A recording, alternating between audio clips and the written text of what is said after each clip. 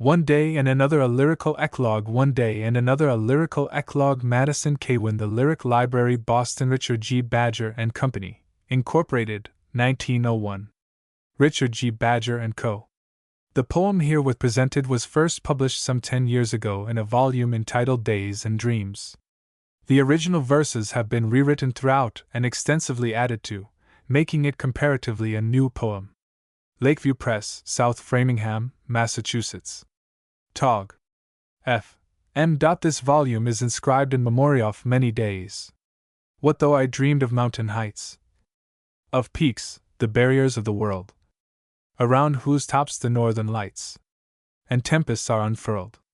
Mine are the footpaths leading through life's lowly fields and woods, with rifts above, of heaven's Eden blue, by which the violet lifts its shy appeal, and holding up its chalice gold, like some wild wine, along the hillside, cup on cup, blooms bright the celandine, where soft upon each flowering stalk the butterfly spreads damask wings, and under grassy loam and rock the cottage cricket sings, where overhead eve blooms with fire, in which the new moon bends her bow, and arrow-like one white star by her burns through the afterglow.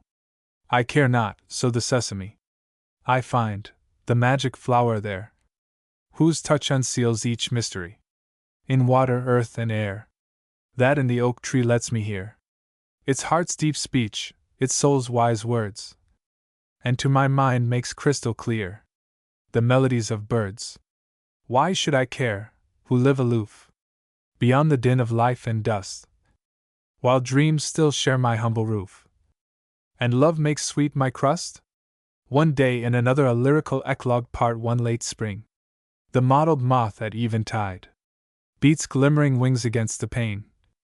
The slow, sweet lily opens wide, white in the dusk like some dim stain.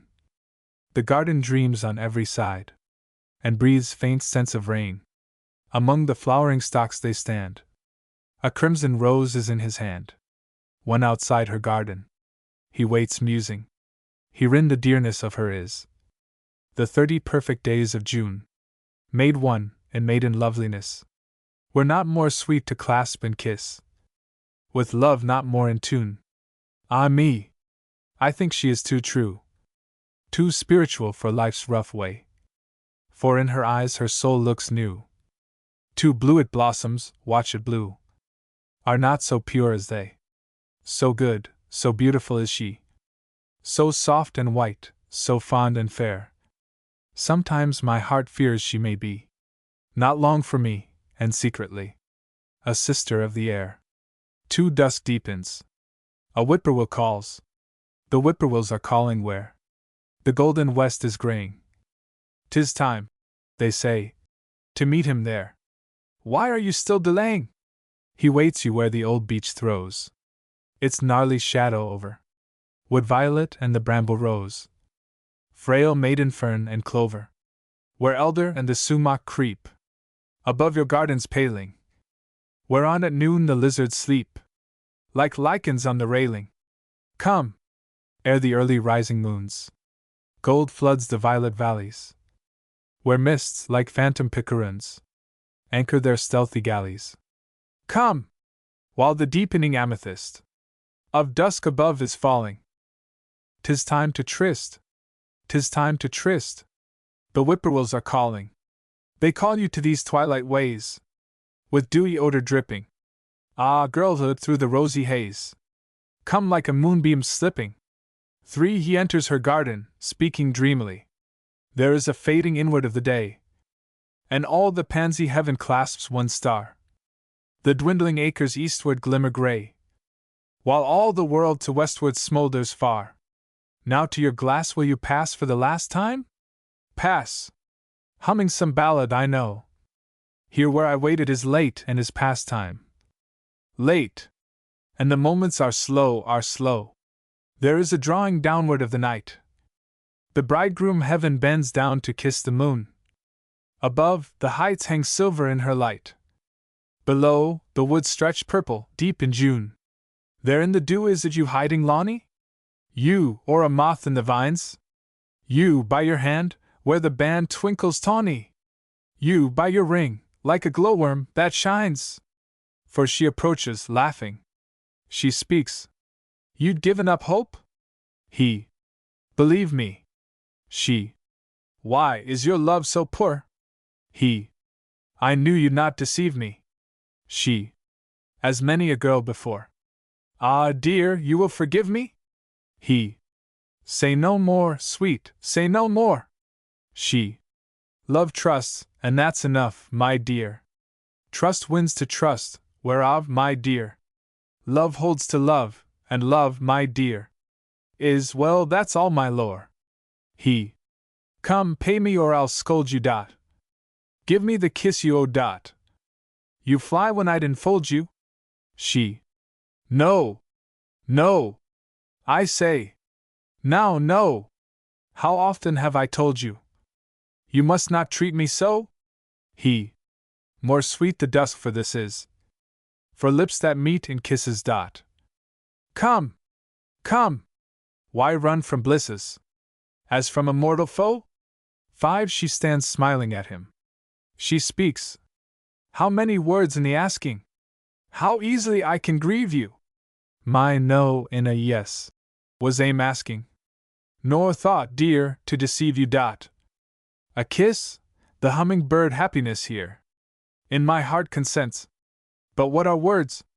When the thought of two souls in speech accords? Affirmative, negative, what are they, dear?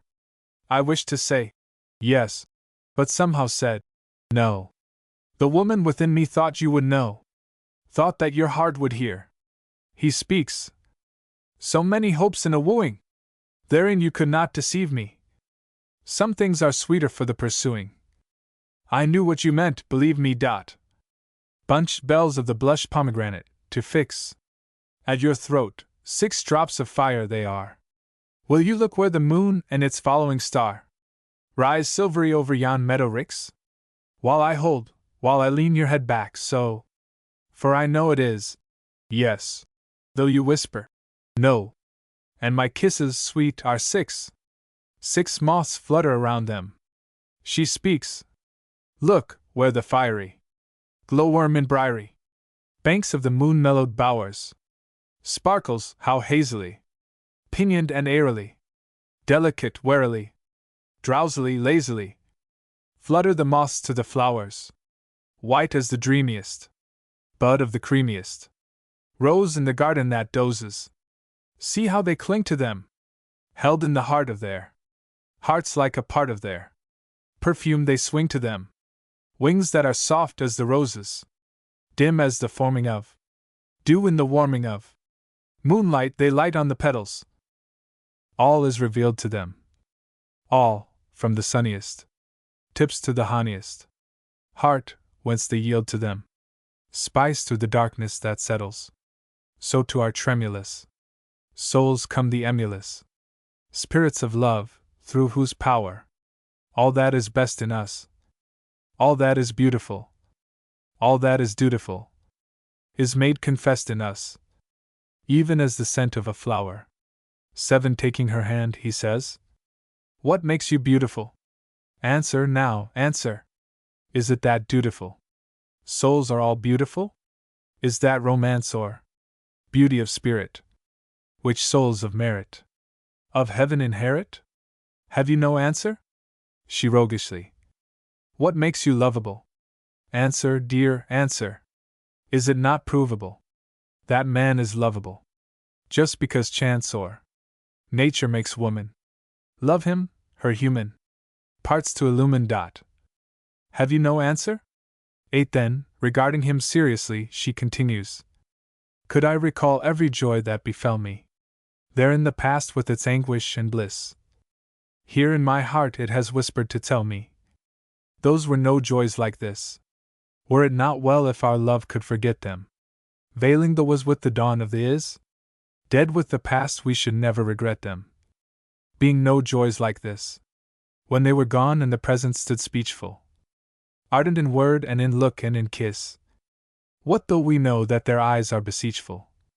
Those were no joys like this. Is it not well to have more of the spirit?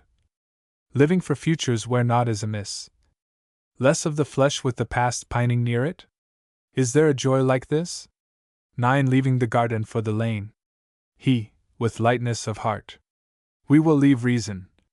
Sweet for a season. Reason were treason.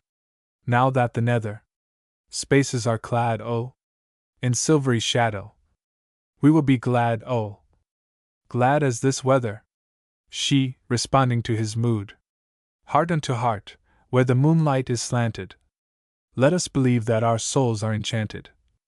I in the castle keep, you are the airy prince who comes seeking me. Love is the fairy, bringing our hearts together. He, starlight in masses, over us passes, and in the grasses, many a flower. Now will you tell me, how'd you enspell me? What once befell me, there in your bower? She, soul unto soul, in the moon's wizard glory. Let us believe we are parts in a story. I am a poet, you hear it, whispered in star and in flower, a spirit. Love, puts my soul in your power. 10 He, suddenly and very earnestly. Perhaps we lived in the days of the Caliph Harun ar-Rashid, and loved, as the story says, did the Sultan's favorite one, and the Persian Emperor's son, Ali ben Bekir he, of the Kisra dynasty. Do you know the story? Well, you were Harun's sultana. When night on the palace fell, a slave through a secret door, low arched on the Tigris shore, by a hidden winding stair, brought me to your bower there. Then there was laughter and mirth, and feasting and singing together, in a chamber of wonderful worth, in a chamber vaulted high, on columns of ivory, its dome, like the irised skies, mooned over with peacock eyes, its curtains and furniture, damask and juniper. 10 slave girls, like unto blooms, stand, holding tamarisk torches, silk clad from the Iraq looms. 10 handmaidens serve the feast, each girl like a star in the east. 10 lutanists lutes a tune, wait, each like the Ramadan moon, for you in a stuff of myrrh, blue clad, unveiled and jeweled. No metaphor known may serve, scarved deep with your raven hair. The jewels like fireflies there, blossom and moon and star. The lady Shamsenahar, the zone that girdles your waist, would ransom a prince and emir, in your coronets gold and chaste, and your bracelets twisted bar, burn rubies of Istakar, and pearls of the Jamshid race, hang looped on your bosom's lace. You stand like the letter I, dawn-faced, with eyes that sparkle, black stars in a rosy sky, mouth like a cloven peach, sweet with your smiling speech, cheeks that the blood presumes to make pomegranate blooms, with roses of Rochnabad, hyacinths of Bokhara, creamily cool and clad in gauze. Girls scatter the floor, from pillar to cedern door, then a poppy bloom at each ear. Come the dancing girls of Kashmir, coal in their eyes down the room, that opaline casting bottles have showered with rose perfume. They glitter and drift and swoon to the dulcimer's languishing tune, in the liquid light like stars, and moons and nenuphars. Carbuncles, tragacan thread, smolder in armlet and anklet, gleaming on breast and on head. Bangles of coins that are angled tinkle, and veils that are spangled flutter from coiffure and wrist, like a star-bewildered mist. Each dancing girl is a flower of the tuba from Valas of El Liwadat. How the bronzen censers glower, and scents of ambergris pour, and myrrh brought of Lahore, and musk of Khotan. How good is the scent of the sandalwood! A lutanist smites her lute, sings loves of Mejnun and Layla. Her voice is a hurry flute, while the fragrant flambeaux wave, barbaric o'er free and slave, o'er fabrics and bezels of gems, and roses and anadems, sherbets and ewers of gold, fruits and salvers carnelian, flagons of grotesque mold, made of a sapphire glass, brimmed with wine of Shiraz, Shaddock and melon and grape, on plate of an antique shape, vases of frosted rose, of limpid alabaster, filled with the mountain snows, goblets of mother of pearl, one filigree's silver swirl, vessels of gold foamed up, with spray of spar on the cup. Then a slave bursts in with a cry. The eunuchs! The Caliph's eunuchs! With scimitars bared drawn nigh! Weesif and Afif and he, chief of the hideous three. Mesrer, the Sultan's seen, mid 100 weapons sheen. Did we part when we heard this? No! It seems that my soul remembers how I clasped you and kissed you so. When they came they found us, dead. On the flowers our blood dyed red. Our lips together, and the dagger in my hand. 11 she musingly. How it was I cannot tell, for I know not where nor why. But perhaps we loved too well, in some world that does not lie east or west of where we dwell, and beneath no mortal sky. Was it in the golden ages, or the iron, I had heard, in the prophecy of sages? Haply how had come a bird, underneath whose wing were pages of an unknown lover's word? I forget. You may remember how the earthquake shook our ships, how our city, one huge ember, blazed within the thick eclipse. When you found me, deep December sealed my icy eyes and lips. I forget. No one may say that such things cannot be true. Here a flower dies today, and tomorrow blooms anew. Death is silent. Tell me, pray, why men doubt what God can do. 12 he, with conviction. As to that, nothing to tell. You being all my belief, doubt may not enter or dwell. Here where your image is chief, here where your name is a spell, potent in joy and in grief. Is it the glamour of spring, working in us so we seem I to have loved, that we cling even to some fancy or dream, rainbowing everything here in our souls with its gleam? See how the synod is met, there of the heavens to preach us, freed from the earth's oubliette. See how the blossoms beseech us. Were it not well to forget winter and night as they teach us? Dew in a bud and a star, these, like a beautiful thought, over man's wisdom how far God for some purpose has wrought. And though they're that which they are, what are the thoughts they have brought? Stars in the moon, and they roll over our way that is white. Here shall we end the long stroll? Here shall I kiss you good night? Or, for a while, soul to soul, linger and dream of delight? 13 They enter the garden again. She, somewhat pensively, midst tell of walls and cities that arose to melody. But I would build with tone, had I that harp, a world for us alone. A world of love and joy and deep repose. A land of lavender light, of bluebell skies, pale peaks that rise against the gold of eve. And on one height the splendors never leave our castled home o'er which the wild swan flies. There, pitiless, the ruined hand of death should never reach. No bud, no thing should fade. All should be perfect, pure, and unafraid. And life serener than an angel's breath. The days should move to music, wildly tame. The nights should move to music and the stars. And morn and evening in their opal cars, like heralds, banner God's eternal name. O world! O life! Desired and to be! How shall we reach thee, dark the way and dim? Give me your hand, love, let us follow him. Love with the mystery and the melody. 14 He, observing the various flowers around them, violets and anemones, the surrendered hours, pour, as handsels, round the knees of the spring, who to the breeze flings her myriad flowers, like to coins the sumptuous day, strews with blossoms golden every furlong of his way, like a sultan gone to pray at a Kaaba olden. And the night, with spark on spark, clad in dim attire, dots with stars the halo dark, as a priest around the ark. lights his lamps of fire. These are but the cosmic strings to the harp of beauty, to that instrument which sings in our souls of love that brings peace and faith and duty. 15. She, seriously.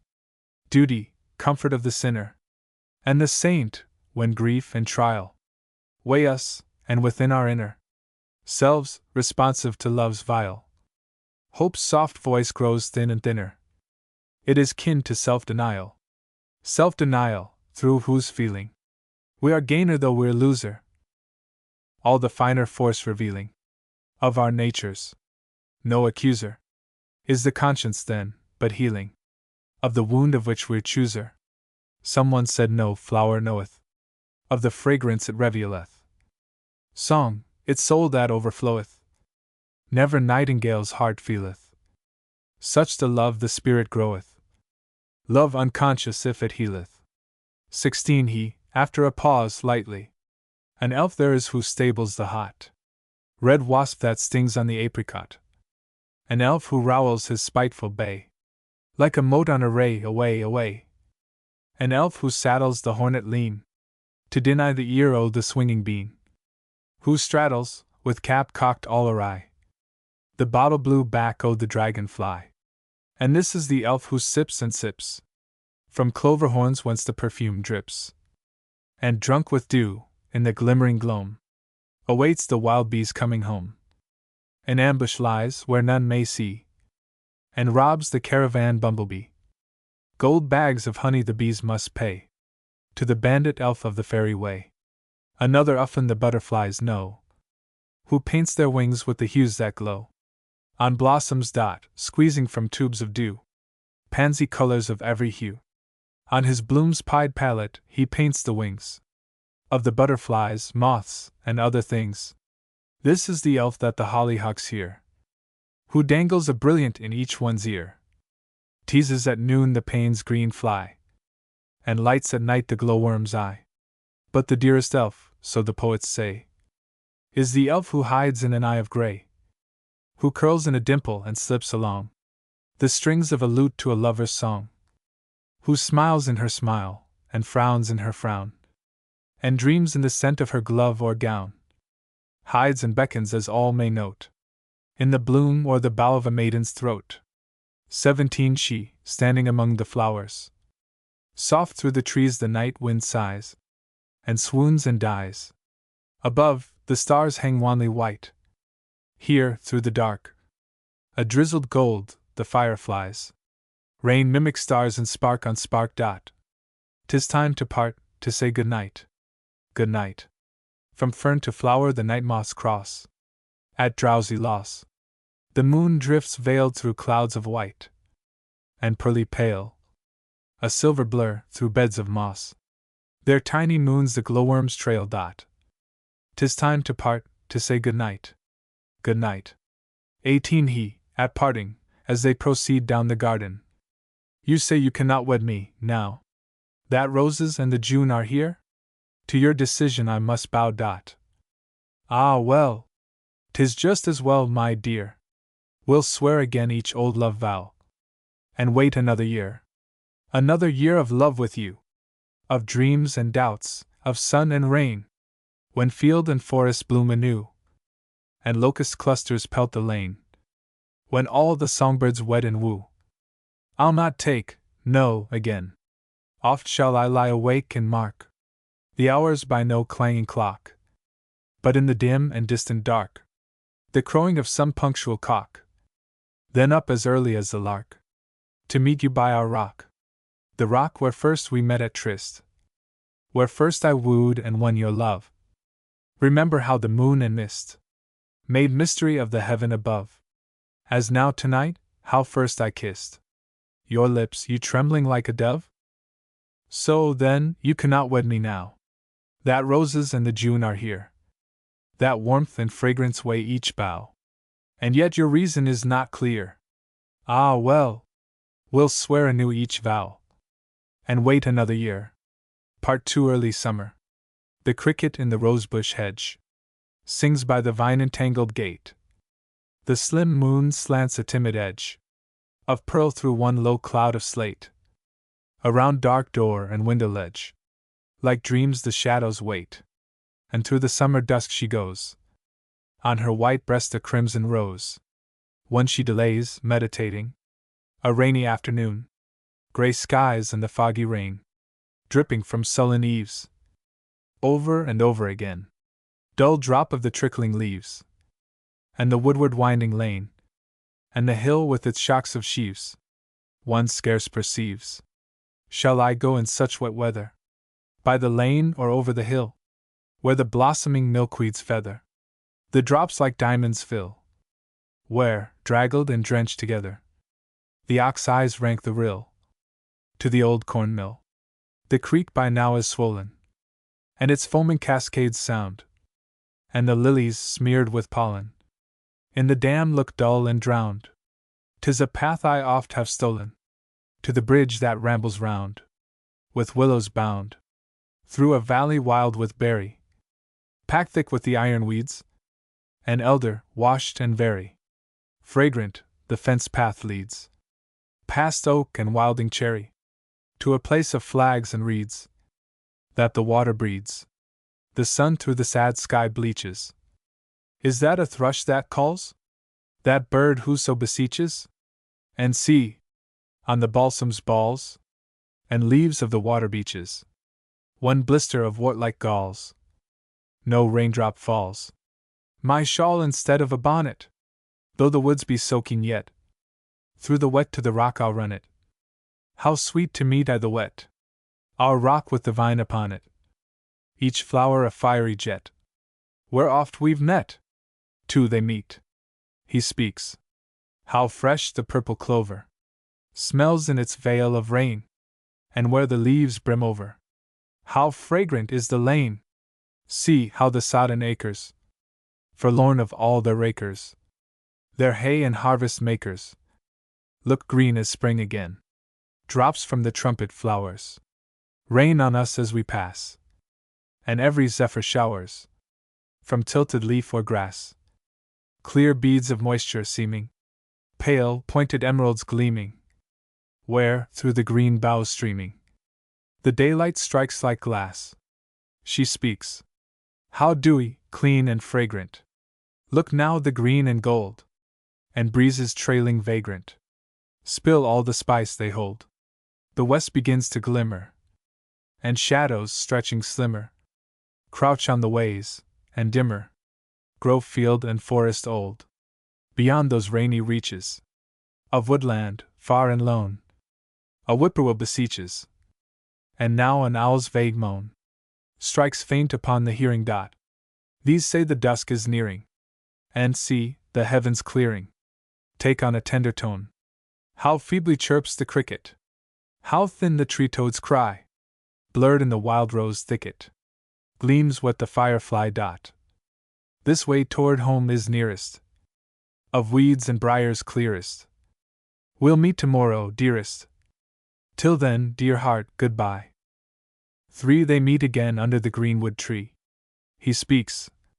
Here at last. And do you know that again you've kept me waiting? Wondering, anticipating, if your yes meant no. Now you're here, we'll have our day.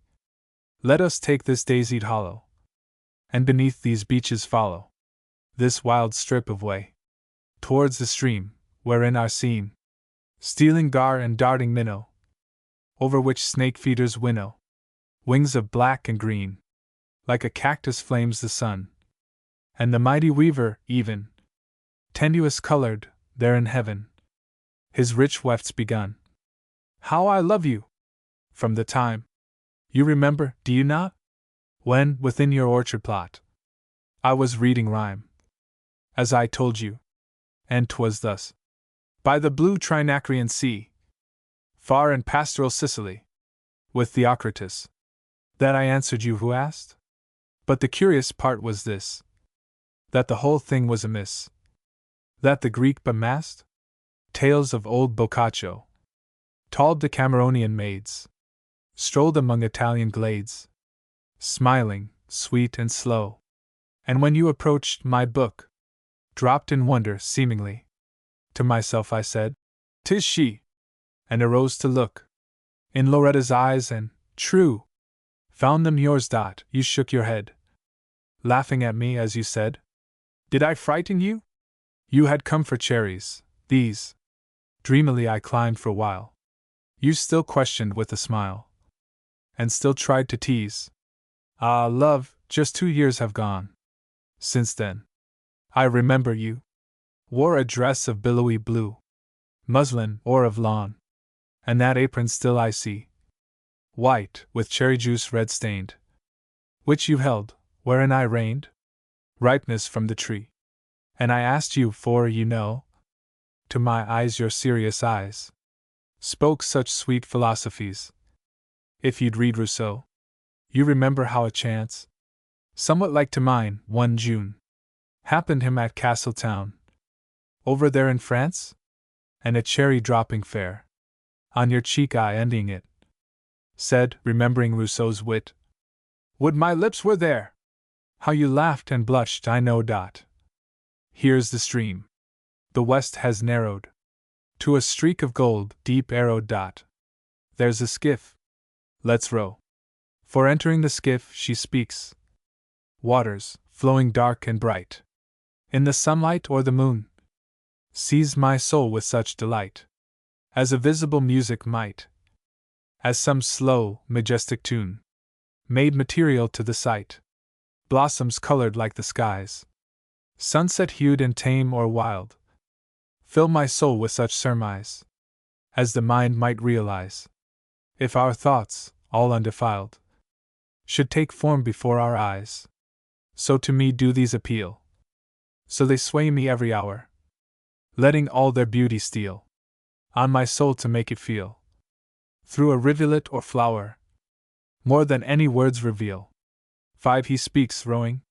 See, sweetheart, how the lilies lay their lambent leaves about our way, or, pollen dusty, nod and float their moon-like flowers around our boat. The middle of the stream we've reached, 3 strokes from where our boat was beached.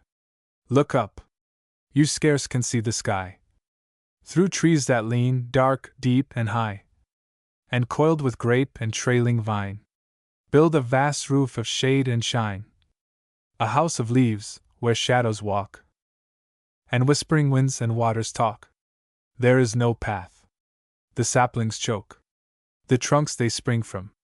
There an oak lies rotting, and that sycamore, which lays its bulk from shore to shore, uprooted by the floods, perchance, may be the bridge to some romance. Now opening through a willow fringe, the waters creep, one tawny tinge of sunset, and on either marge the cottonwoods make walls of shade, and near the gradual hills loom large. Within its mirror, herons wade, or fly, like fairy birds, from grass that mats the shore by which we pass. She speaks. On we pass, we rippling pass, on sunset waters still as glass. A vesper sparrow flies above, soft twittering to its woodland love. A whippoorwill now calls afar, and gains the west, like some swift star. A glittering jay flies screaming. Slim, the sand snipes and kingfishers skim before us, and some evening thrush, who may discover where such sing. The silence rinses with a gush of mellow music bubbling. He speaks. On we pass. Now let us o'er to yonder strip of ragged shore, where, from a rock with lichens hoar, a ferny spring wells. Gliding by, the sulphur-colored firefly lights its pale lamp where mallows gloom, and wild bean and wild mustard bloom. Some hunter there within the woods last fall encamped, those ashes say, and campfire boughs. The solitudes grow dreamy with the death of day. 6. She sings. Over the fields of millet, a young bird tries its wings, and sweet as a woodland rillet, its first wild music rings. Soul of my soul, where the meadows roll, what is the song it sings? Love, and a glad good morrow. Heart, where the rapture is. Good morrow, good morrow. Adieu to sorrow. Here is the road to bliss, where all day long you may hearken my song. And kiss, kiss, kiss! Over the fields of clover, where the wild bee drones and sways, the wind, like a shepherd lover, flutes on the fragrant ways. Heart of my heart, where the blossoms part, what is the air he plays? Love, and a song to follow. Soul with the face a gleam, come follow, o'er hill and o'er hollow, to the land o' the bloom and beam, where under the flowers you may listen for hours, and dream, dream, dream. 7 He speaks, letting the boat drift. Here the shores are irised. Grasses clump the water dark that glasses. Broken wood and deep in distance. Far the musical persistence of a field lark lingers low. In the west where tulips blow. White before us flames one pointed star, and day hath night anointed. King, from out her azure ewer, pouring starry fire truer than pure gold. Star-crowned he stands, with the starlight in his hands. Will the moon bleach through the ragged treetops ere we reach yon jagged rock that rises gradually? Pharos of our homeward valley? All the west is smoldering red. Embers are the stars o'erhead. At my soul some Protean elf is. Your Samitha, I am Delphi's. You are Sappho and your Phaon. I Dot, we love Dot, there lies a rayon. All the dark Aeolian seas, round the violet Lesbian leas. On we drift. I love you. Nearer looms our island. Rosier, clearer, the Leucadian cliff we follow, where the temple of Apollo shines, a pale and pillared fire. Strike, oh, strike the Lydian lyre, while in Hellas still we seem. Let us sing of that we dream. 8 Landing, he sings. Night, night, 'tis night. The moon drifts low above us, and all its gold is tangled in the stream. Love, love, my love, and all the stars that love us. The stars smile down, and every star's a dream.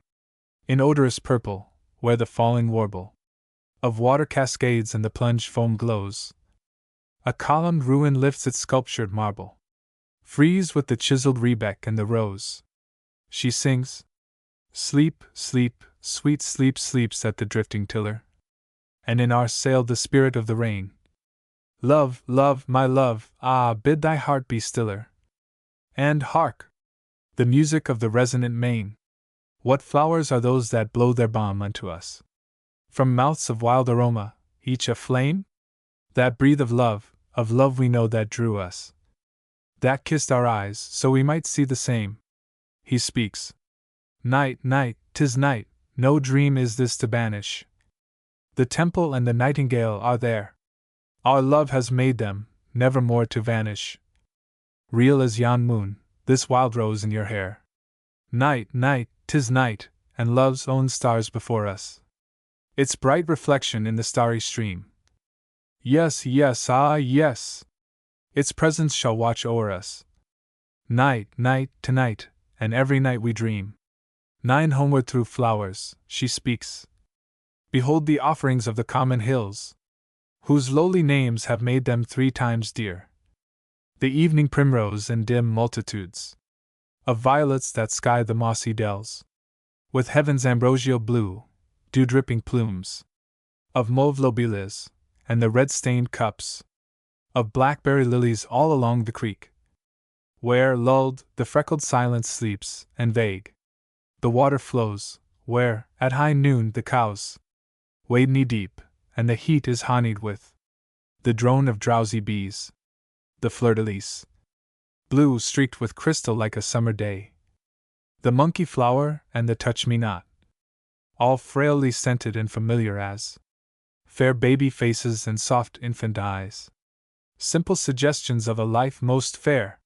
You whisper me of love and untaught faith, whose habitation is within the soul.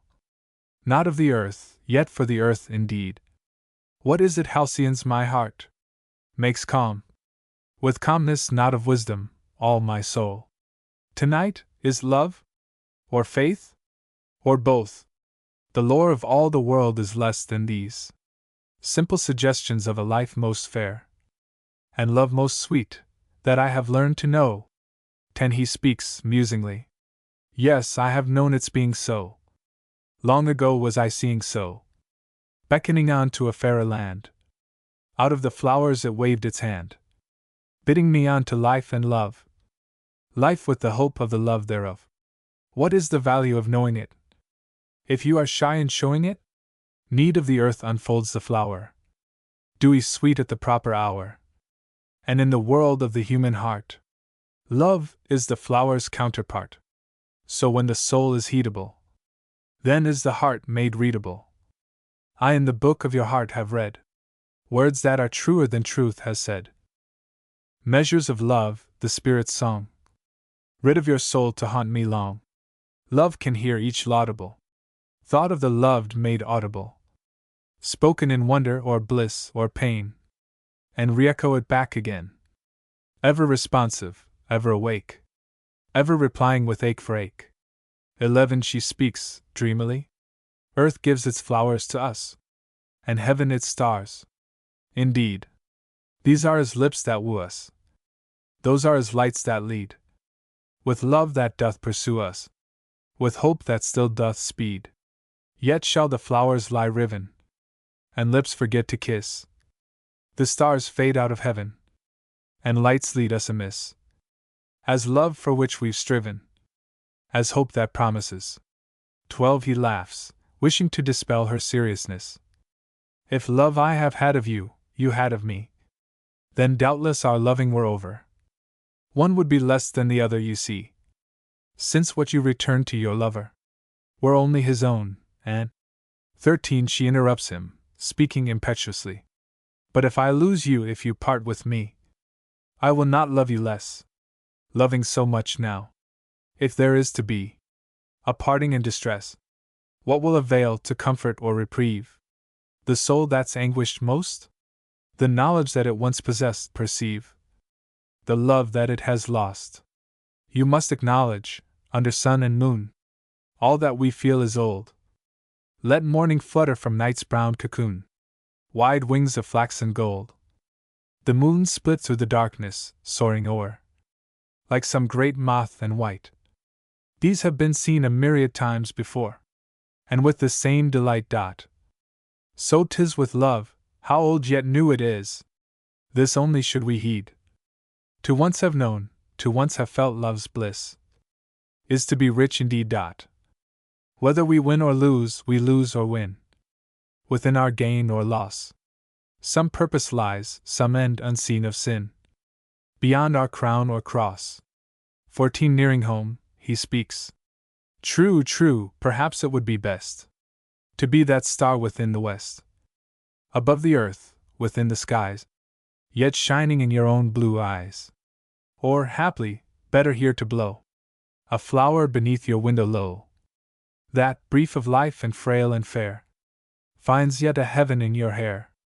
Or well, perhaps, to be the breeze that sighs its soul out to the trees, a voice, a breath of rain or drouth, that has its wild will with your mouth. These things I long to be.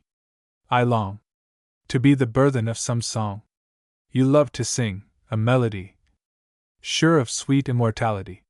15. At the gate, she speaks. Sunday, shall we ride together?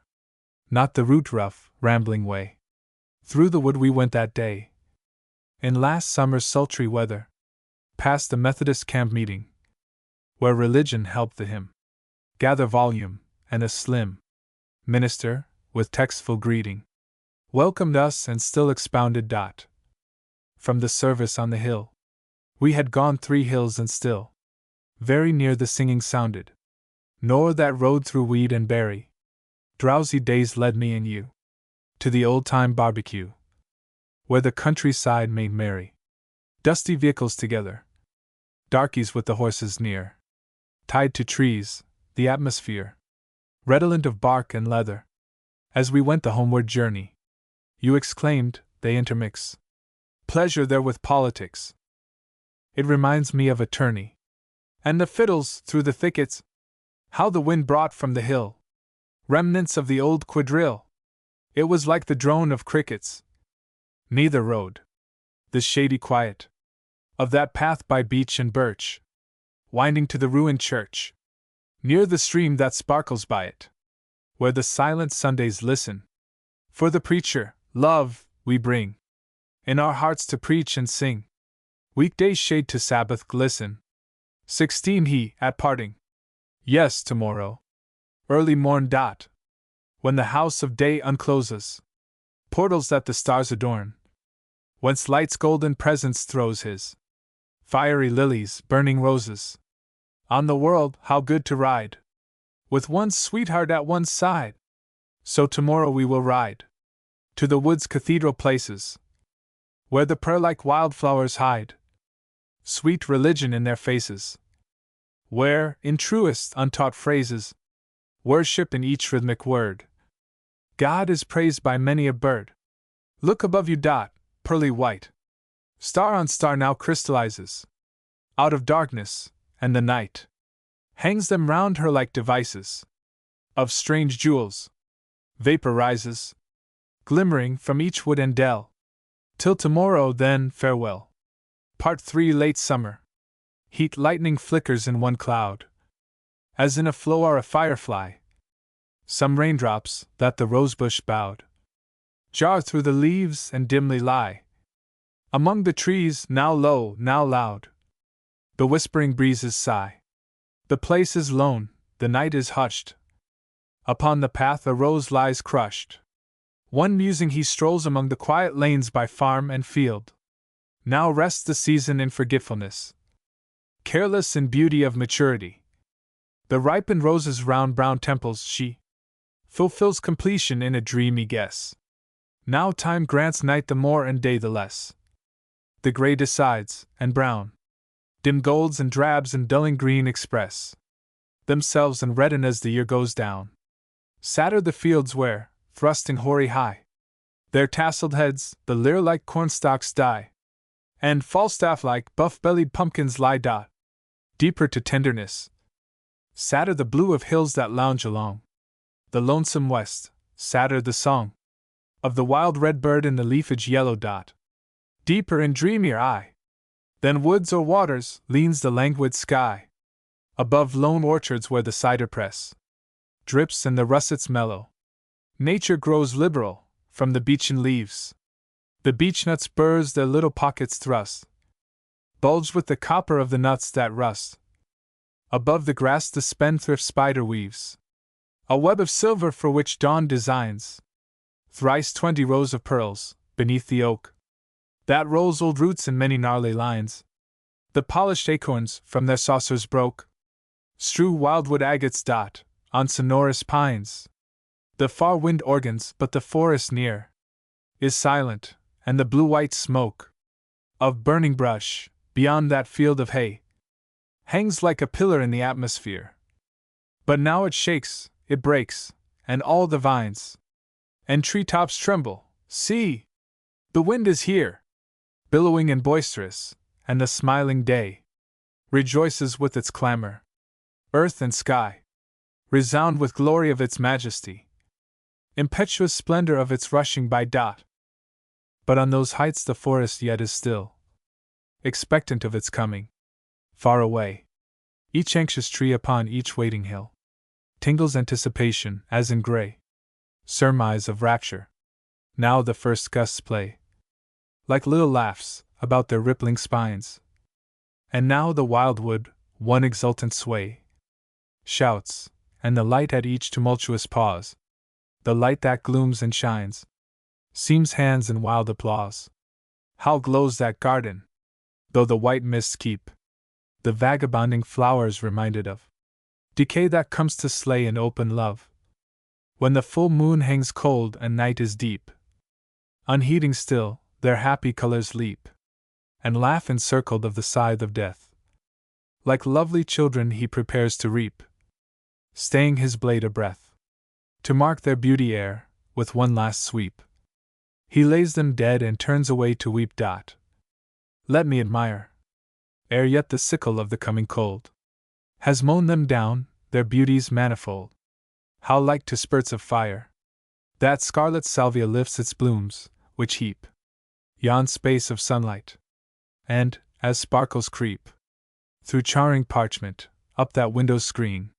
The cypress dots with crimson all its green, the haunt of many bees, and showering down cascaded lattices. That nightshade bleeds with berries, drops of blood, in clusters hanging mid the blue monkshood. There in the garden old, the bright-hued clumps of zinnias unfold their formal flowers, and the marigold lifts its pinched shred of orange sunset caught, and elf-eyed in petals, the nasturtium, all pungent-leaved and bitter of perfume, hangs up its goblin bonnet, fairy bought from gnome land.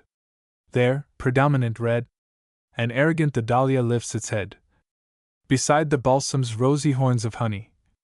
Within the murmuring, sunny, dry wildness of the weedy flower bed, where crickets and the weed bugs, noon and night, sing dirges for the flowers that soon will die. For flowers already dead. I seem to hear the passing summer sigh, a voice that seems to weep. Too soon the beautiful passes by. If I perchance might peep beneath those leaves of pod hollyhocks, that the bland wind with odorous whispers rocks, I might behold her, white and weary, summer, mid her flowers asleep, her drowsy flowers asleep. The withered poppies nodded in her locks. Too, he is reminded of another day with her. The hips were reddening on this rose, those haws were hung with fire. That day we went this way that goes up hills of bough and briar. This hooked thorn caught her gown and seemed imploring her to linger. Upon her hair a sun ray streamed, like some baptizing finger. This false foxglove, so golden now, with yellow blooms like bangles, was fading then. But yonder bough, the sumach's plume entangles, was like an Indian's painted face, and, like a squaw attended, that bush, in vague vermilion grace, with beads of berries splendid. And here we turn to mount that hill, down which the wild brook tumbles. And, like today, that day was still, and soft winds swayed the umbels of these wild carrots lawny gray. And there, deep dappled o'er us, an orchard stretched, and in our way dropped ripened fruit before us. A muffled thud the pippin fell, and at our feet rolled dusty a hornet clinging to its bell. The pear lay bruised and rusty. The smell of pulpy peach and plum, from which the juice oozed yellow, around which bees made sleepy hum, filled warm the air and mellow. And then we came where, many-hued, the wet wild morning glory hung its balloons in shadows dewed for dawning's offertory. With bush and bramble, far away, beneath us stretched the valley, cleft of one creek, as clear as day, that bickered musically. The brown, the bronze, the green, the red, of weed and briar ran riot, to walls of woods, whose vistas led to shadowy nooks of quiet. Long waves of feathering goldenrod ran through the gray in patches, as in a cloud the gold of God burns that the sunset catches. And there, above the blue hills, rolled, like some vast conflagration, the sunset, flaming rose and gold. We watched in exultation. Then turning homeward, she and I went in love's sweet derangement. How different now seem earth and sky since this undreamed estrangement. 3. He enters the woods. He sits down despondently, here where the day is dimmest, and silence company. Some might find sympathy for loss or grief the grimmest in each great-hearted tree, here where the day is dimmest. But there's none for me. In leaves might find communion, returning sigh, for love the heavens deny, the love that yearns for union, yet parts and knows not why. In leaves might find communion, but not I. My eyes with tears are aching. Why has she written me, and will no longer see? My heart with grief is breaking, with grief that this should be. My eyes with tears are aching. Why has she written me? For he proceeds in the direction of a stream. Better is death than sleep, better for tired eyes. Why do we weep and weep, when near us the solace lies? There in that stream, that deep, reflecting woods and skies, could comfort all our sighs. The mystery of things, of dreams, philosophies, round which the mortal clings, that can unriddle these. What is the water sings? What is it promises? End to all miseries. 5. He seats himself on a rock and gazes steadily into the stream. And here alone I sit, and it is so. O valleys and hills! O valley lands and knobs! What cure have you for woe? None that my heart may know. The wearying sameness, yet this thing is so. This thing is so, and still the waters flow. The leaves drop slowly down, the daylight throbs with sun and wind, and yet this thing is so. Here, at this culvert's mouth, the shadowy water, flowing towards the south, seems deepest stagnant stayed. What is there yonder that makes me afraid? Of my own self afraid? What is below? What power draws me to the striate stream? What evil or what dream? Me dropping pebbles in the quiet wave, that echoes strange as music in a cave, hollow and thin, vibrating in the shade, like sound of tears, the shadow of some woe, an ailing phantom that will not be laid. Since this is so, since this sad thing is so, there, in the water, how the lank green grass mats its rank blades, each blade a crooked criss, making a marsh, mid which the currents miss their rock-born melodies. But there, and there one sees the wide-belled mallow, as within a glass, long-pistoled, leaning o'er the rude contorted shore, as if its own pink image it would kiss. And there the tangled wild potato vine lifts conical blossoms, each a cup of wine, as pale as moonlight is.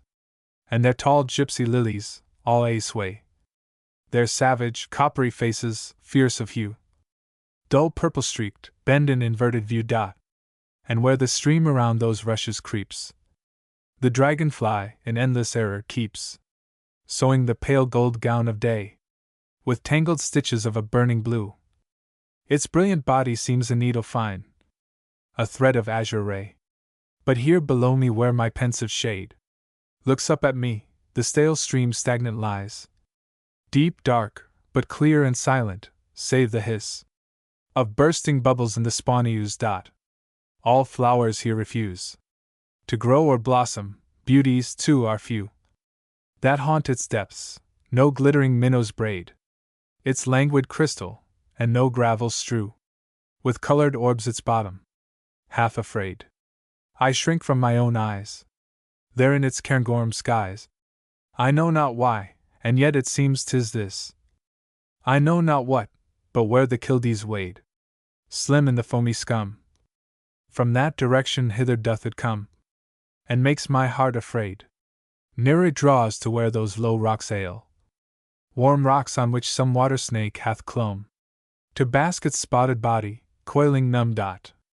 At first it seemed a prism on the grail, a bubble's prism yonder, then a trail, an angled sparkle in a shadow, swayed, frog-like through deeps, to crouch a flaccid pale, squat bulk below, reflected trees and skies, and breeze-blown clouds that lounge at sunny loss, seem in its stolid eyes, deep down, the dim disguise of something ghoulish there, whose features fail, then come again in rhythmic waviness, with arms like tentacles that seem to press up towards me, limbs that writhe and fade, and clench, tough limbs that twist and cross through flabby hair like smoky moss.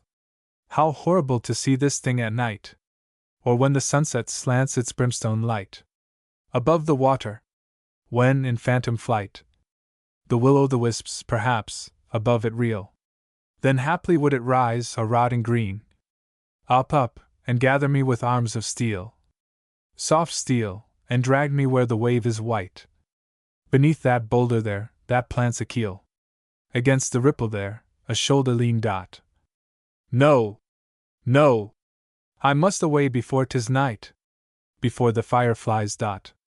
The dusk with sulphur blurrings bright, before upon yon height The white wild carrots vanish from the sight, and bone-set blossoms, tossing there in clusters, fade to a ridge, a streak of ghostly lusters. And in yon sunlit spot, that cedar tree is not, but a huge cap instead, that, half asleep, some giant dropped while driving home his sheep. And mid those fallow browns and russet grays, the fragrant peak of yonder timothy stack is not a stack, but something hideous, black, that threatens and grotesquely demon frowns. I must away from here. Already dusk draws near. The owlet's dolorous hoot sounds quavering as a gnome's wild flute. The toad, within the wet, begins to tune its goblin flageolet. The slow sun sinks behind those hills, and like a withered cheek, distorted there, the spectral moon's defined. Above those trees, above that mass of vines, that, like erect apprentice, roofs those pines.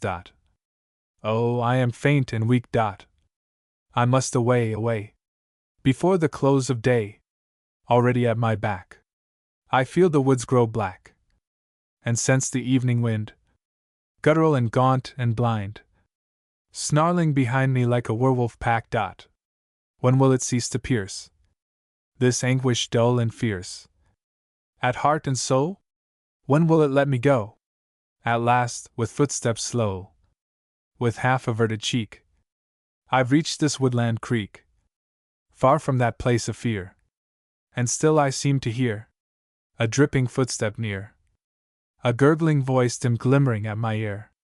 I try to fly, I cannot, yes and no. What horror holds me, God?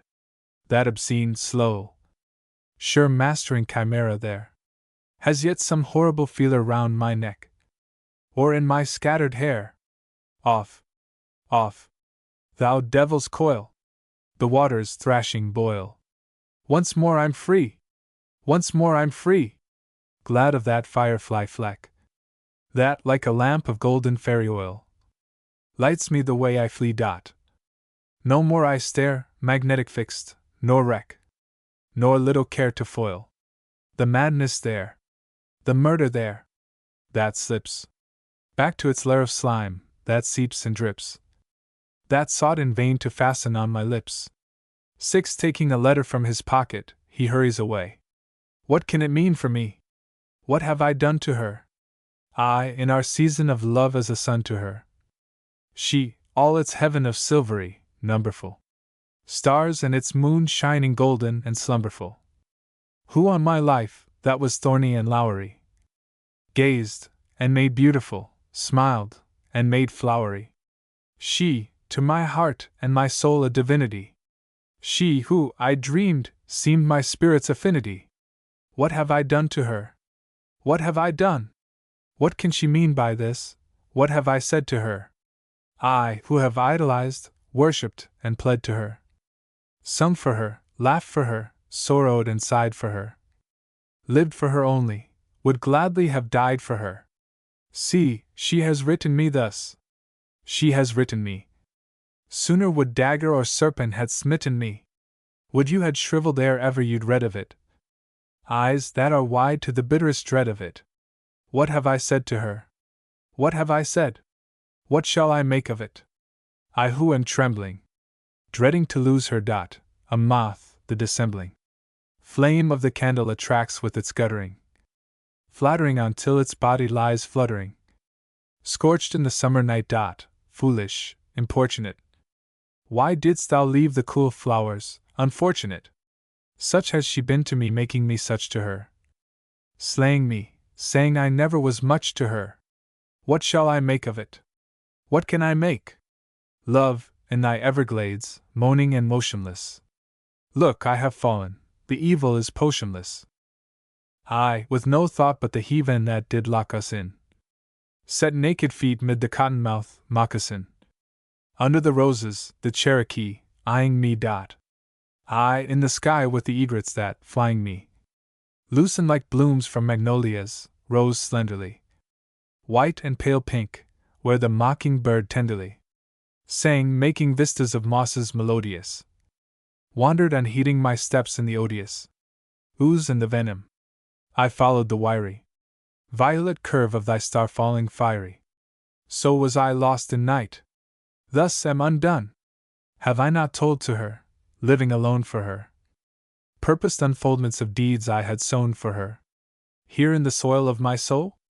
Their variety, endless, and ever she answered with piety. See, it has come to this, all the tale's suavity. At the 9th chapter grows wretched to gravity. Cruel as death all our beautiful history. Close it, the finest is more than a mystery. Yes, I will go to her, yes, I will speak. 7 After the last meeting, the day following, I seem to see her still, to see that dim blue room. Her perfume comes from lavender folds draped dreamily. One blossom of brocaded blooms, some stuff of orient looms.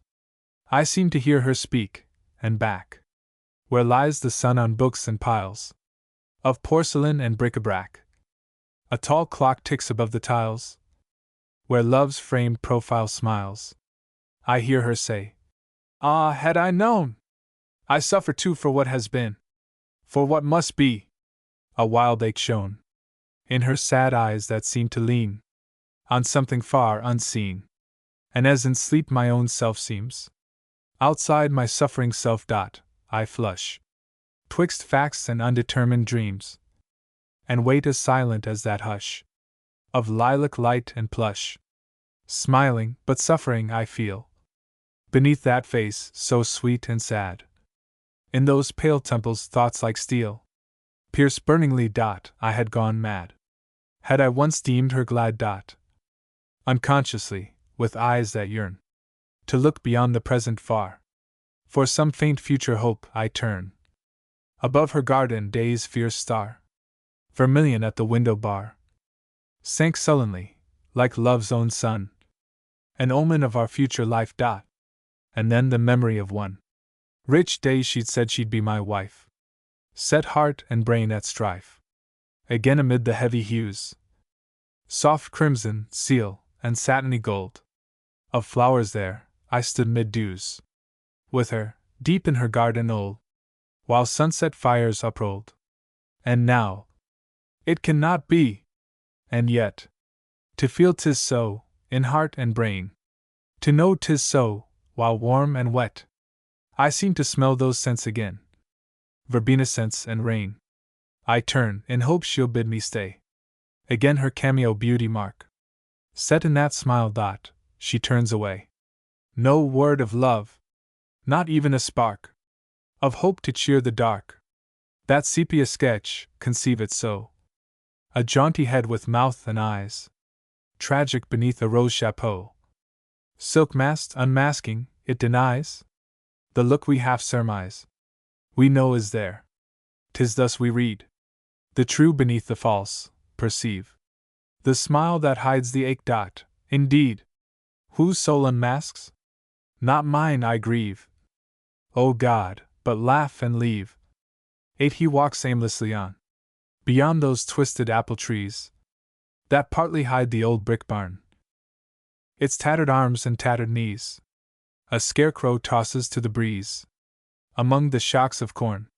My heart is grey as is the day, in which the rain wind drearily makes all the sounding branches sway, and in the hollows far away the dry leaves rustle wearily, and soon we'll hear the far wild geese honk in frostbitten heavens under Arcturus, when my walks must cease, and by the fireside's log heap peace I'll sit and nod and ponder. When every fall of this loud creek is architectured ice, and hinted brown acres of yon corn stretch bleak, white sculptured with the snows that streak the hillsides bitter tinted, I'll sit and dream of that glad morn. We went down ways where blooms were blowing. That dusk we strolled through flower and thorn, by tasseled meads of cane and corn, to where the stream was flowing. Again I'll oar our boat among the lily pads that dot the river, and reach her hat the great vine long strikes in the stream. We'll sing that song, and then I'll wake and shiver. Why is it that my mind reverts to that sweet past? while full of parting.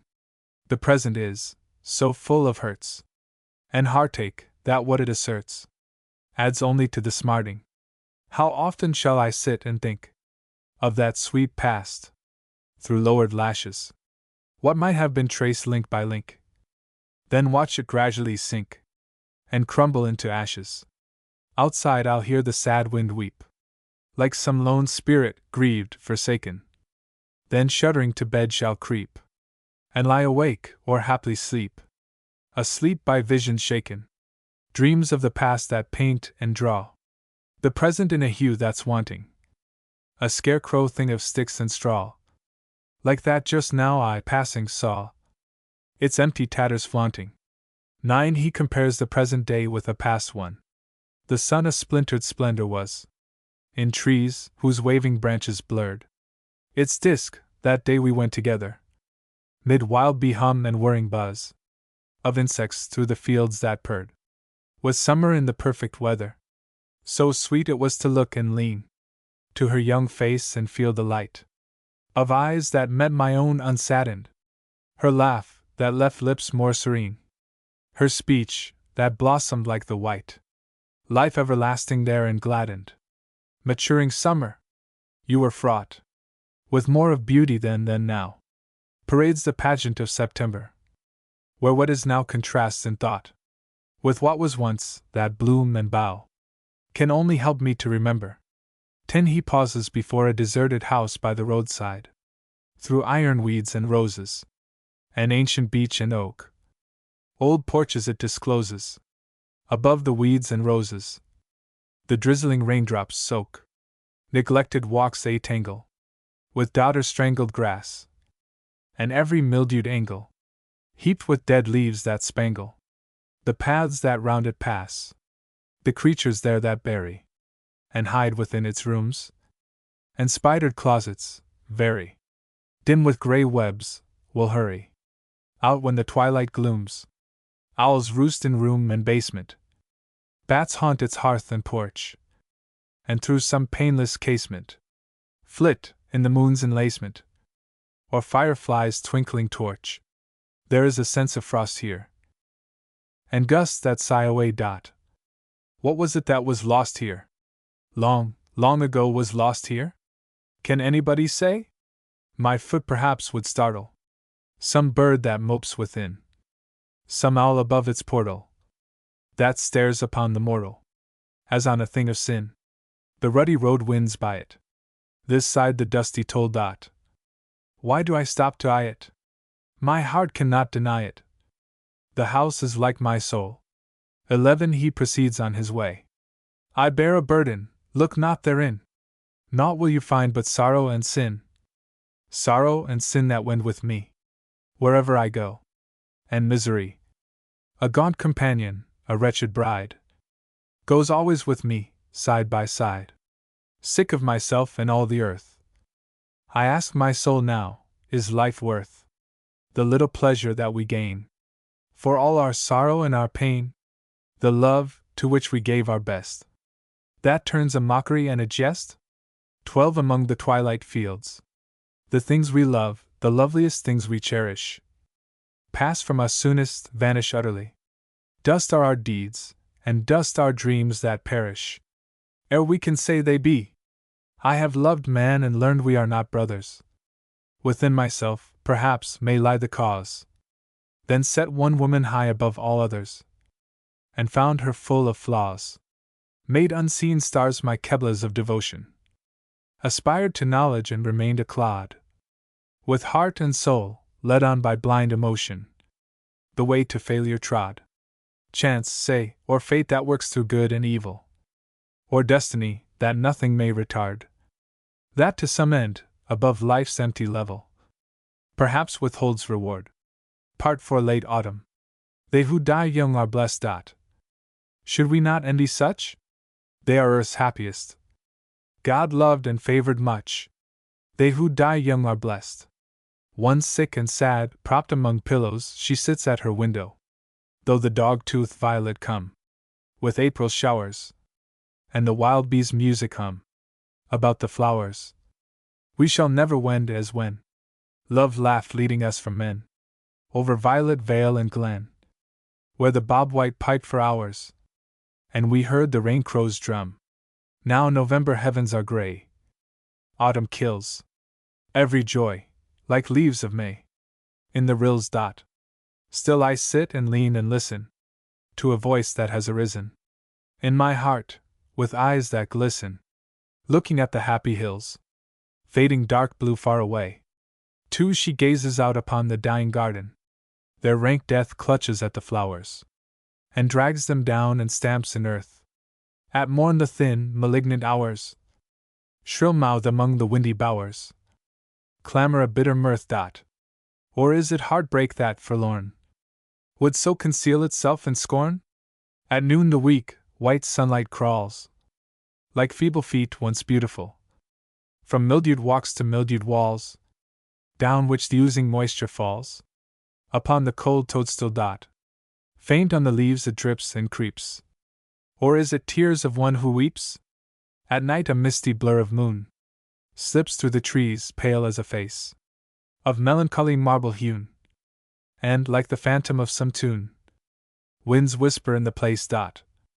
Or is it love come back again, seeking its perished joy in vain? 3 She muses upon the past, when in her cloudy chiton spring freed the frozen rills, and walked in rainbowed light on the forests, fields, and hills, beyond the world's horizon, that no such glory lies on, and no such hues bedizen. Love led us far from ills.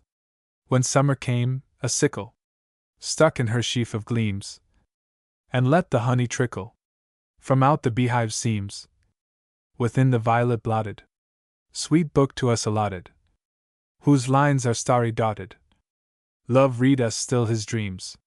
Then autumn came, a liar, a fair-faced heretic, in gypsy garb of fire, throned on a harvest rick. Our lives, that fate had thwarted, stood pale and broken-hearted, though smiling when we parted, where love to death lay sick. Now is the winter waited, the tyrant hoar and old, with death and hunger mated, who counts his crimes like gold. Once more before forever we part, once more then never, once more before we sever, must I his face behold, for she takes up a book and reads.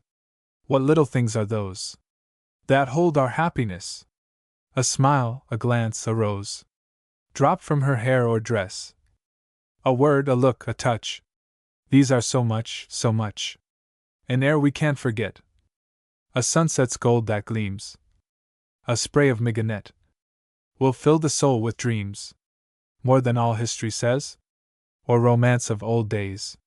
For of the human heart, not brain, is memory. These things it makes a part of its own entity. The joys, the pains whereof, are the very food of love. 5 She lays down the book.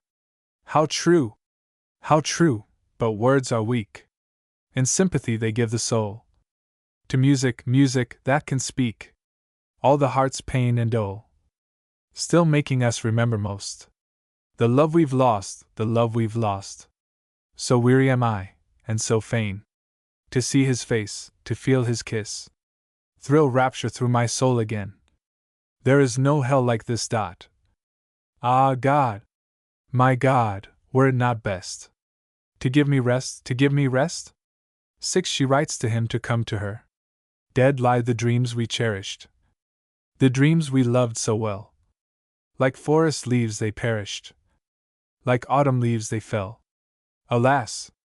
That dreams so soon should pass. Alas! Alas! The stream lies bleak and arid, that once went singing on. The flowers once that varied, its banks are dead and gone. Where these were once are thorns and thirst. The place is cursed. Come to me, I am lonely. Forgive what you have heard. Come to me, if for only one last sad parting word. For one last word before the pall falls over all. The day and hour are suited for what I'd say to you of love that I uprooted. But I have suffered too. Come to me, I would say goodbye before I die. 7. The wind rises, the trees are agitated. Woods that beat the wind with frantic gestures and drop darkly round. Acorns gnarled and leaves that antic wildly on the rustling ground. Is it tragic grief that saddens through your souls this autumn day? Or the joy of death that gladdens in exultance of decay? Arrogant you lift defiant, bows against the moaning blast, that, like some invisible giant, wrapped in tumult thunders past. Is it that in such insurgent fury tossed from tree to tree, you would quench the fiercely urgent pangs of some old memory? As in toil and violent action, that still help them to forget, mortals drown the dark distraction and insistence of regret. 8. She muses in the gathering twilight. Last night I slept till midnight, then woke, and far away a cock crowed, lonely and distant came mournful a watchdog's bay. But lonelier, sadder the tedious, old clock ticked on towards day. And what a day! Remember those morns of summer and spring that bound our lives together, each morn a wedding ring of dew, aroma and sparkle, and flowers and birds a wing. Sweet morns when I strolled my garden awaiting him, the rose expected too, with blushes, the giant of battle that grows, a bank of radiance and fragrance where the gate its shadow throws. Not in vain did I wait, departed summer, amid your flocks, the powdery crystal and crimson of your hollow hollyhocks, your fairy bells and poppies and the bee that in them rocks, cool clad neath the pendulous purple of the morning glory vine, by the jewel mine of the pansies and the snapdragons in line. I waited, and there he met me whose heart was one with mine. How warm was the breath of the garden when he met me there that day! How the burnished beetle and butterfly flew past us, each a ray! The memory of those meetings still bears me far away. Ah me! When I think of the handfuls of little gold coins a mass, my bachelor's buttons scattered over the garden grass, and the marigolds that boasted their bits of burning brass, more bitter I feel the autumn tighten round spirit and heart, and regret the days remembered as lost, that stand apart. A chapter holy and sacred I read with eyes that smart. Again to the woods a trysting by the watermill I steal, where the lilies tumble together, the madcap wind at heel, and meet him among the blossoms that the rocks and the trees conceal, or the wildcat gray of the meadows that the ox-eyed daisies dot, fawn-eyed and tiger yellow, that tangle a tawny spot of languid leopard beauty that dozes fierce and hot. Ah! Back again with the present, with winds that pinch and twist the leaves in their peevish passion, and whirl wherever they list. With the autumn, hoary and nipping, whose Mausolean mist builds one a tomb for the daylight, each morning shaggy with fog, that fits grey wigs to the cedars, and firs with frost each log, that carpets with pearl the meadow, and marbles brook and bog. Alone at dawn, indifferent, alone at eve, I sigh, and wait, like the wind complaining, complain and know not why, but ailing and longing and pining because I do not die. How dull is that sunset! Dreary and cold, and hard and dead, the ghost of the one last August that, deeply rich and red, like the wine of God's own vintage, poured purple overhead. But now I sit with the sighing dead dreams of a dying year. Like the fallen leaves and the acorns, am worthless and feel as seer, with a withered soul and body whose heart is one big tear. As I stare from my window the daylight, like a bravo, its cloak puts on. The moon, like a cautious lantern, glitters and then is gone. Will he come tonight? Will he answer? Oh God! Would it were dawn! 9. He enters. Taking her in his arms he speaks. They said you were dying. You shall not die. Why are you crying? Why do you sigh? Cease that sad sighing. Love, it is I. All is forgiven. Love is not poor. Though he was driven once from your door, back he has striven to part nevermore. Will you remember what I forget? Words each in ember that you regret? Now in November, now we have met? What if love wept once? What though you knew What if he crept once, pleading to you? He never slept once, nor was untrue, often forgetful. Love may forget, froward and fretful. Dear, he will fret, ever regretful. He will regret. Life is completer through his control, living made sweeter, even through dole. Hearing love's meter sing in the soul. Flesh may not hear it, being impure, and mind may fear it, may not endure. But in the spirit, there we are sure. So when tomorrow ceases and we quit this, we borrow mortality. Love chastens sorrow, so it can see. Still you are weeping. Why do you weep? Are tears in keeping with joy so deep? Gladness so sweeping? Are you asleep? Speak to me, dearest. Say it is true that I am nearest, dearest to you. Smile with those clearest eyes of gray blue. Then she smiles through her tears, holding his hands she speaks. They did not say I could not live beyond this weary night, but now I know that I shall die before the morning's light. How weak I am, but you'll forgive me when I tell you how I loved you, love you, and the pain it is to leave you now. We could not marry, see the flesh that clothes the soul of me, ordained at birth a sacrifice to this heredity. Denied, forbade. Ah, you have seen the bright spots in my cheeks. Flush hectic, as before the night the west burns blood-red streaks. Consumption. But I promise you my hand, a thing forlorn, of life, diseased, O God, and so, far better so, forsworn. Oh, I was jealous of your love. But think, if I had died ere babe of mine had come to be a solace at your side, had it been little then, your grief, when heaven had made us one, in everything that's good on earth, and then the good undone? No! No! And had I had a child, what grief and agony!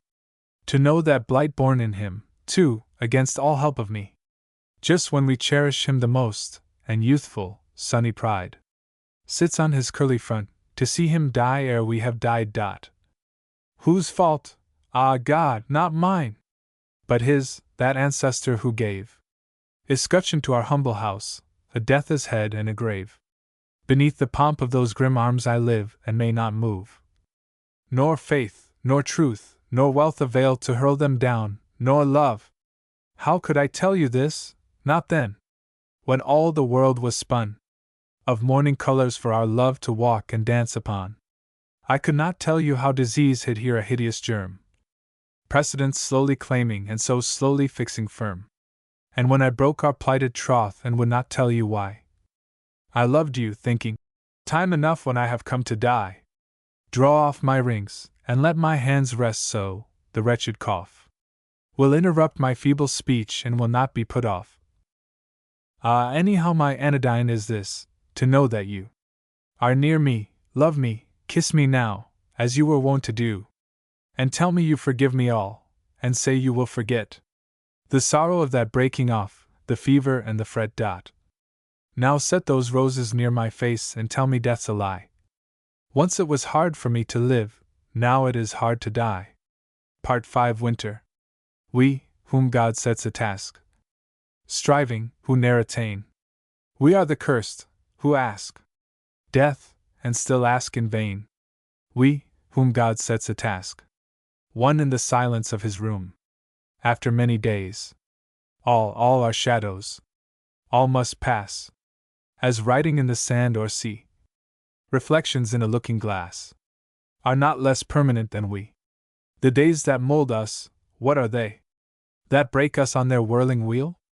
What but the potters? We the clay. They fashion and yet leave unreal. Linked through the ages, one and all, in long anthropomorphous chain, the human and the animal inseparably must remain. Within us still the monster shape that shrieked in air and howled in slime. What are we, partly man and ape? The tools of fate, the toys of time. Too the bitterness of his bereavement speaks in him. Vased in her bedroom window, white as her chaste girlhood, never lost.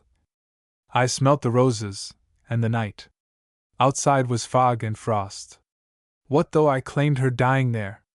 God nor one angel understood, nor cared, who from sweet feet to hair had changed to snow her blood. She had been mine so long, so long. Our harp of life was one in word. Why did death thrust his hand among the chords and break one chord? A placid lily was the face, a sad pale rose the mouth I kissed. That morn, when filled with heaven's own grace, she passed into the mist. Her dead face seems to rise up before him. The face that I said farewell to, pillowed a flower on flowers, comes back with its eyes to tell to my soul what its lips would spell too. Comes back to me at hours. Dear, is your heart still daggered there by something amiss? Love, is he still a laggard? Hope, is her face still haggard? Tell me what it is. You, who are done with tomorrow, done with these worldly skies, done with our pain and sorrow, done with the griefs we borrow, prayers and tears and sighs. Must we say, gone forever? Or will it all come true? Shall I attain to you ever? And o'er the doubts that sever, rise to the truth that's you? Love, in my flesh so fearful, medicine me this pain. Love, with the eyes so tearful, how can my soul be cheerful, seeing its joy is slain? Gone, 'twas only a vision. Gone, like a thought, a gleam. Such to our indecision utter no empty mission. Truer than that they seem, for he sinks into deep thought. There are shadows that compel us. There are voices that control. More than substance these can tell us, speaking to the human soul. In the moonlight, when it glistened on my window, white as snow, once I woke and leaning listened to a voice that sang below, full of gladness, full of yearning, strange with dreamy melody, like a bird whose heart is burning. Wildly sweet it sang to me. I arose, and by the starlight, pale beneath the mystic sky, I have seen it full of far light. My dead joy goes singing by. In the darkness, when the glimmer of the storm was on the pane, I have sat and heard a dimmer voice lamenting in the rain, full of parting and unspoken heartbreak, faint with agony, like a bird whose heart is broken. Sadly low it cried to me. I arose, and in the darkness, wan beneath the haunted sky, I have seen it, cold to starkness, my dead love go weeping by. 5 He arouses from his abstraction. So long it seems since last I saw her face. So long ago it seems, like some sad soul in unconjectured space, still seeking happiness through perished grace, and unrealities, a little while.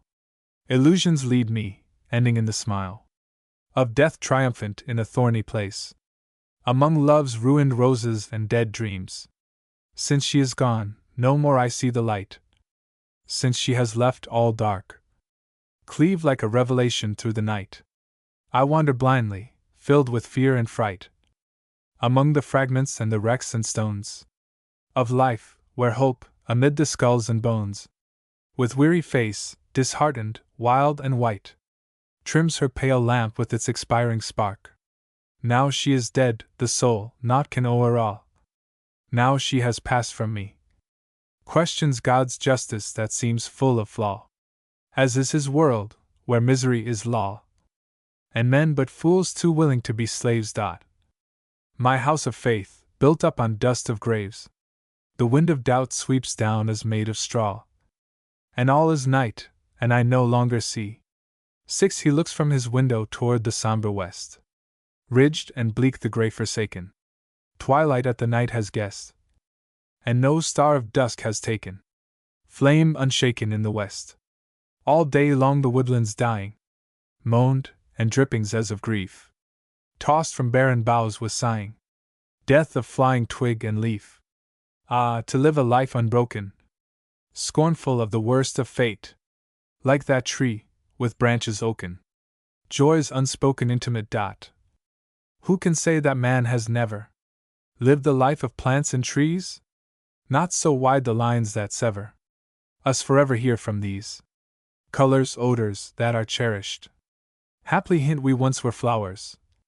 Memory alone has perished in this garish world of ours. Music that all things expresses, all for which we've loved or sinned. Haply in our tree tresses, once was guesses of the wind. But I dream, the dusk, upbraiding, deepens without moon or star. Darkness and my sorrow aiding, we but fading phantoms are. And within me doubt keeps saying, what is wrong? And what is right? Hear the cursing, hear the praying. All are straying on in night. 7. He turns from the window, takes up a book and reads. The soul, like earth, hath silences, which speak not yet are heard. The voices mute of memories are louder than a word. Theirs is a speech which is not speech, a language that is bound to soul vibrations vague that reach deeper than any sound. No words are theirs. They speak through things, a visible utterance of thoughts, like those some sunset brings, or withered rose perchance. The heavens that once, in purple and flame, spake to two hearts as one, in after years may speak the same to one sad heart alone. Through it the vanished face and eyes of her, the sweet and fair, of her the lost, again shall rise to comfort his despair. And so the love that led him long from golden scene to scene within the sunset is a tongue to tell him what has been. How loud it speaks of that dead day, the rose whose bloom is fled, of her who died, who, clasped in clay, lies numbered with the dead. The dead are dead, with them 'tis well, within their narrow room. No memories haunt their hearts who dwell within the grave and tomb. But what of those, the dead who live, the living dead, whose lot is still to love, ah, God forgive, to live and love, forgot. 8. The storm is heard sounding wildly with wind and hail. The night is wild with rain and sleet. Each loose warped casement claps and groans. I hear the plangent forest beat, the tempest with long blatant moans, as of despair, defeat. And sitting here beyond the storm, alone within the lonely house, it seems that some mesmeric charm hangs over all. Why, even the mouse that gnawed has come to harm, and in the silence stolen o'er all things, I strangely seem to fear myself, that opening yon door, I'd find my dead self drawing near, with face that once I wore. The stairway creaks with ghostly gusts, the flue moans, 'tis a gorgon throat of wailing winds, ancestral dusts, that yonder Indian wargear coat, with grey and spectral crusts, are trembled down. Or can it be that he who wore it in the dance or battle now fills shadowy its wampum skins, and shakes his lance and warrior plume at me? Mere fancy, yet those curtains toss mysteriously as if some dark hand moved them. And I'd fear to cross the shadow there where lies that spark, a glowworm sunk in moss. Outside 'twere better, yes, I yearn to walk the waste where sway and dip the dark December boughs, where burn some late last leaves that drip and drip. No matter where you turn, where sodden soil you scarce have trod fills oozy footprints, but the blind night there, though like the frown of God, presents no phantoms to the mind, like these that have o'erawed. The months I count, how long it seems since summer, when with her, there on her porch, in rainy gleams, we watched the flickering lightning stir in heavens grey as dreams, when all the west, a sheet of gold, flared, like some Titan's open forge, with storm, revealing manifold vast peaks of clouds with crag and gorge, where thunder torrents rolled. Then came the wind, again.